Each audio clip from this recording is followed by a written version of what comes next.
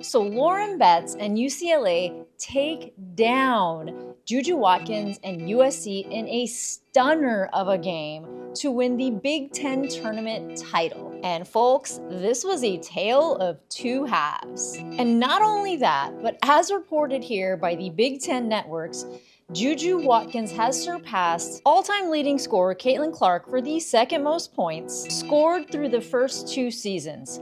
But listen, there's a catch to that.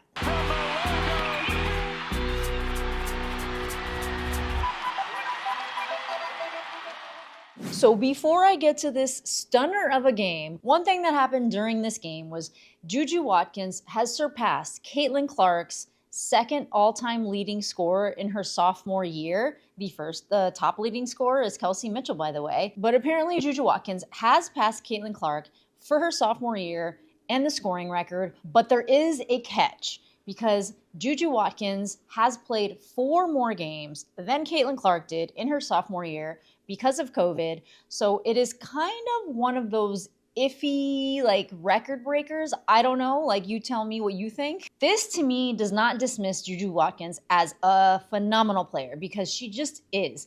I don't like the comparisons between her and Caitlin Clark. I don't like to, create any sort of animosity when I see two amazing players. I think that Caitlin is generational. She does things that I have never seen before, but I also think Juju Watkins is a beast. She is a maniac on the court. And I'm just here to celebrate two awesome players and not dismissing Juju's game at all, but I do still think that Caitlin Clark is doing things that have never been seen before in women's basketball. So UCLA and USC played for the 3rd time today. USC has won both matchups, so UCLA came in trying to exact revenge. And it started out pretty well for them as they led off with an 11-5 run, but then cue Juju Watkins. Barker just a little bit more, looking towards her way a little bit more here this afternoon as Watkins fires and hits from 3. So USC goes on a 19-8 run to put them up at the end of the first quarter. And I gotta say, UCLA had no answer for Juju Watkins. She was doing some amazing stuff.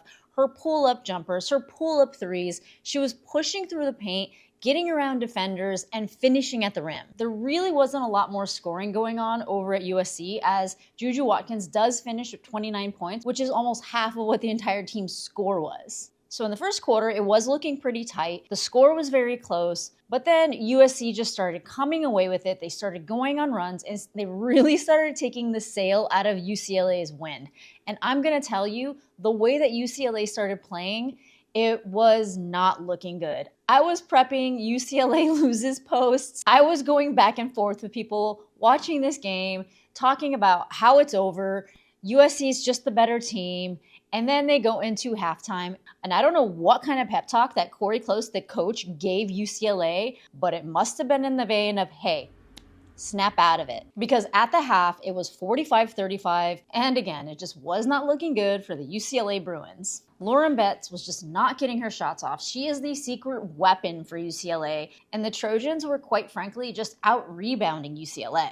But I don't know what happened, because in the 3rd quarter, Lauren Betts was shown getting her hand bandaged. And then when she went back in, everything changed. She hits a jumper, she gets a layup, and the Bruins go on a 7-2 run to end that quarter 54-52. They end up going on another 13-4 run, when at one point they were trailing as much as 13 points behind. So just as Lauren Betts and UCLA start cooking, USC just cannot get a shot off. I'm telling you, Juju ended up going 9 for 28 in the field and 2 for 8 at the 3. And nobody else was picking up the slack for her. No shade to Kiki, but Juju is the head of the Trojan sneak. The whole USC field goal percentage was 35% in the field and 28% at the 3. UCLA's points were more spread out, where Lauren Betts was the top scorer at 17 points.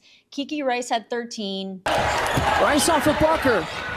Rice off balance off the glass. And London Jones got really hot, also coming home with 13. Their field goal percentage, 52%, and their 3-point percentage was 53%, because London was getting hot. Angela Dukelich, I think that's her name is Dukelich, but she also came in. She made a couple mistakes, but she was only in for 17 minutes and brought home 8 points, which for her time on the court is really good. And I just have to say, I did not see this game turning around the way that it did. Lauren Betts just came in blocking multiple Juju Watkins shots. Lauren Betts at the other end has really been ferocious with her shot blocking ability. Just anytime anyone gets in the vicinity of her reach. And the amount of shots that were just not falling really took the Trojans down. This game looked like it was signed, sealed, and delivered at the half, not because UCLA was losing by 10 points, but because of the way that they were playing. But you know, both of these teams played their hearts out. USC really dominated that first half, but they had no answer for Lauren Betts, for Kiki Rice, for when London Jones was getting hot. They had no answer for that second half. It was a stunning victory for UCLA, one of which I'm sure just tasted so good. There was one point where Kiki Rice before this game and after their second loss to USC, called an all players meeting only just to talk about playing USC and the fact that, you know, they want to build their confidence back up. Kiki Rice was so instrumental in calling that players only meet, actually watched film together, critiqued each other, no coaches allowed. So the Bruins take down the USC Trojans to exact revenge and become the Big 10 champs.